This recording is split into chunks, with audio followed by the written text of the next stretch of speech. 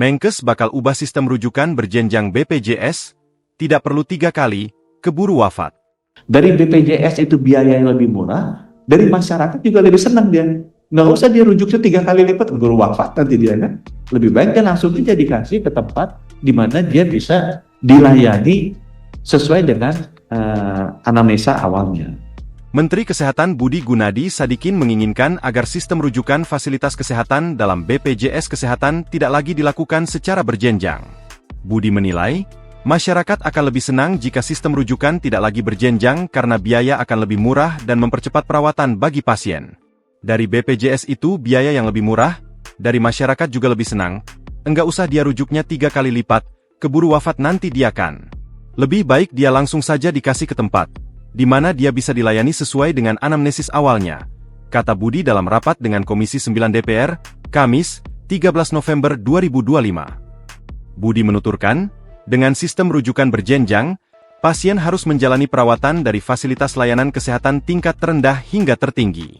Padahal, ada sejumlah penyakit yang memang hanya bisa ditangani oleh fasilitas layanan kesehatan pada tingkat tertentu. Oleh sebab itu, Budi ingin mengubah sistem rujukan berjenjang ini menjadi berbasis kompetensi. View-nya kami untuk keberlanjutan ya. Nanti yang 3-4 mungkin yang perannya kami lebih besar. Jadi kalau kita sejak COVID, kita mulai setiap tahun melakukan National Health Account. Jadi buat Bapak Ibu anggota yang baru, dulu belanja kesehatan itu kita reviewnya nggak setiap tahun. Sekarang kita review setiap tahun dengan bantuan waktu itu ada asisten dari World Bank untuk menghitung berapa sih belanja kesehatan kita. Nah itu sekitar 600 triliunan sekarang ya, dan atau 40 miliar dolar. Itu kalau dibagi per kapita rata-rata 140 dolar per kapita per person. Yang menarik di sini porsi pembelanjaan dari asuransi BPJS atau asuransi negara itu 30% dan porsi pembelanjaan asuransi swasta 5%. Nah, policy dari pemerintah kita ingin menaikkan porsi asuransi itu antara 80 sampai 90%. Kenapa? Karena porsi asuransi ini pertama yang menjamin UHC. Jadi UHC itu Bapak Ibu bukan hanya financial ya. UHC itu adalah satu, akses yang mudah.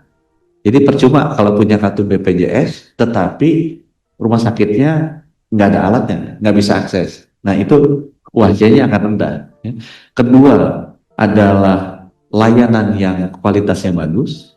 Jadi kalau misalnya operasi jantung di Jakarta sama operasi jantung di Maluku bedanya jauh banget kualitasnya, itu nggak masuk UHC juga definisi WHO. Dan yang ketiga adalah without financial hardship. Nah ini Dr. Benny, Bapak Ibu anggota pimpinan, Wakil Menteri 2 gitu ya, spesialis paru. Jadi saya ada spesialis penyakit dalam 1, spesialis paru 1, 2 dokter. Nah jadi UHC kita itu nilainya 55-an di WHO. Itu mungkin tengah ke bawah. Kenapa? Karena kita baru memenuhi yang financial saja. Tapi kalau aspek ketersediaan akses itu kita masih rendah. Yang kedua dari sisi kualitas kita masih tidak merata. Sehingga kalau kita lihat ranking UHC yang dari sisi WHO kita 55 dan 55 atau 57 itu termasuk rendah di dunia. Nah untuk yang akses kesehatan, saya balik lagi ya, kesehatan ini yang paling maju kita UHC, komponen 1 dari 3 UHC. Ini kita ingin asuransi naik dari 30% BPJS, 5% swasta menjadi kalau bisa 90%. Kenapa? Karena kalau asuransinya bagus, kalau ada orang yang mendadak kena, dia nggak akan kena financial hardship. Jadi asuransi itu dibikin karena konsepnya dia bisa mengcover resiko cash flow dalam waktu tertentu dan dalam populasi tertentu. Maksudnya gini, orang nyiur nggak mungkin 280 juta orang Indonesia sakit bersamaan kan? Jadi diharapkan yang sakit 20%, yang sehat 80%, uang dari yang sehat ini bisa cover kebutuhan yang sakit. Itu konsepnya UHC itu. Jadi nggak ada orang yang nggak punya uang untuk di-cover. Gimana caranya instrumen keuangan yang paling bisa mengcover resiko cash flow dibagi waktu yang panjang, dibagi populasi yang luas, itu namanya asuransi. Jadi konsep asuransi di keuangan adalah instrumen keuangan yang bisa mengcover kebutuhan cash flow dari seluruh populasi untuk populasi tertentu dalam waktu tertentu.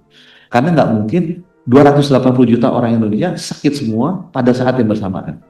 Pasti sakitnya hanya 5 atau 10% dan waktunya juga beda-beda. Sehingga kalau semua ngiur, itu resiko cash flow-nya bisa di-cover dengan adanya iuran orang-orang yang sehat. Nah, kita mau cover itu 90% supaya konsep cash flow protection itu terjadi.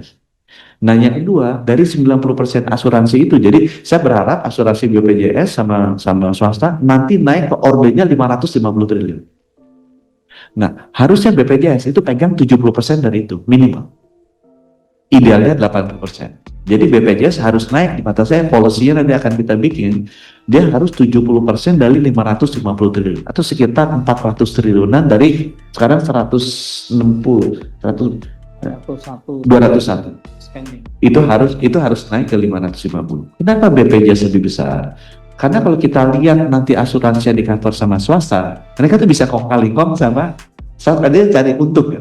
Kayak di Amerika itu asuransinya bekerja sama farmasi, asuransinya bekerja sama rumah sakit, sehingga bukannya tugasnya asuransi itu menawar menegosiasi harga supaya murah, dia malah bekerja sama harga mahal sekali. Itu sebabnya kenapa di Amerika belanja per kapitanya itu $11.000 versus misalnya di Singapura 3.300. Ya, semua negara yang belanja per kapita, belanja kesehatan per kapitanya rendah, tapi outcome-nya usianya panjang, itu pasti mekanisme asuransi negara. Karena mereka bisa menego balik rumah sakit, dokter, sama farmasi supaya harganya inflasinya jangan tinggi. Yaitu sebabnya saya selalu bilang kalau ketua BPJS itu dicintai semua dokter rumah sakit apotek, ya dia nggak perform. Karena tugasnya dia adalah semua rumah sakit mau sama dia, tapi setiap hari ngomel-ngomel ke Pak Gufron. Karena itu tugasnya dia memang untuk menekan harga agar inflasi jangan naik. Nah, itu konsepnya Bapak Ibu. Jadi kita ingin naikin 3-4 kali lipat cover asuransi dari sisi sistem pembiayaan nasional. Dan BPJS harus naik sekitar 300-350 triliun. Nah, next slide. Ini adalah datanya, saya hanya menunjukkan, ini data yang menggembirakan. Karena yang naik tinggi, terutama habis COVID, adalah layanan primer. Karena layanan primer ini kalau kunjungannya banyak, ini akan bisa menekan belanja kesehatan yang akan naik terus itu tadi. Ya, dibandingkan dengan yang naik adalah rumah sakitnya.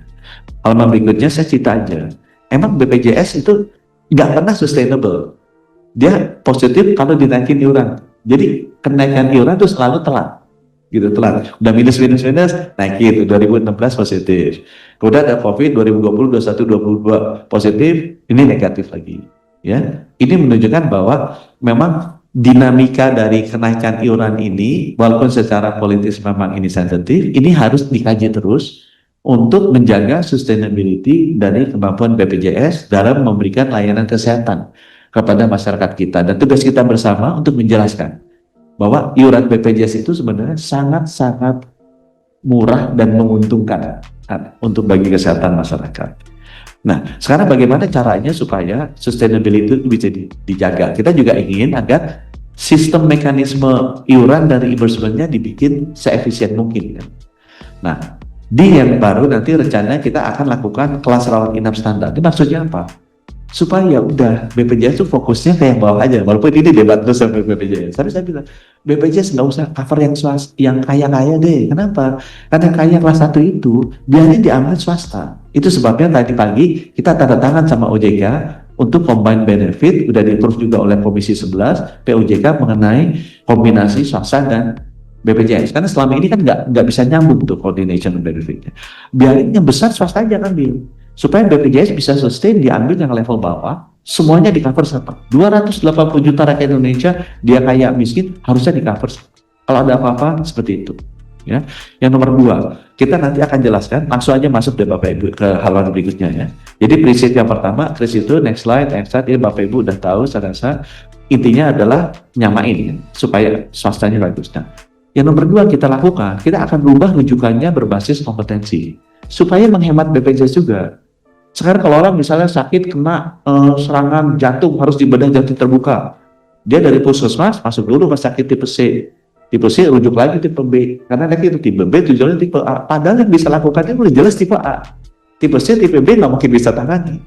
Harusnya dengan demikian BPJS nggak usah keluar uang 3 kali, dia keluarnya sekali aja, pak langsung dinaikin ke yang paling atas. Dari BPJS itu biaya yang lebih murah, dari masyarakat juga lebih senang dia. Nggak usah dia rujuknya 3 kali lipat, guru wafat nanti dia kan. lebih baik dia langsung aja dikasih ke tempat di mana dia bisa dilayani sesuai dengan anamnesa awalnya, gitu ya. Nah, yang ketiga yang kita lakukan, Download kita juga Tribun merubah X tarif sekarang. DRG-nya. Kenapa? Menghadirkan Karena risk lokal groupnya kita yang di sini, jadi di situ kan Indonesia. bikinan Malaysia. Nah, itu tuh nggak sesuai dengan